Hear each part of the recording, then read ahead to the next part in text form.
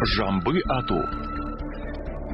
Старинные народные соревнования, также имеющие военное происхождение.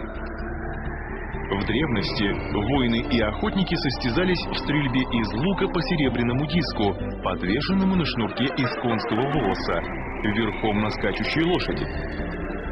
Только самым метким и искусным стрелкам удавалось попасть в диск, а иногда даже перерубить стрелой шнурок, на котором он был подвешен.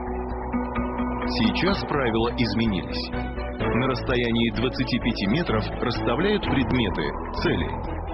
Со столба высотой 2 метра всадник хватает на скаку копье, подбрасывает его и ловит на лету, наносит по пути укол чучелу на 2-м столбе, бросает в кольцо на 3-м 3-метровом столбе, затем кидает гранату в кольцо на последнем столбе. Останавливаться перед целью или переходить на рысь нельзя.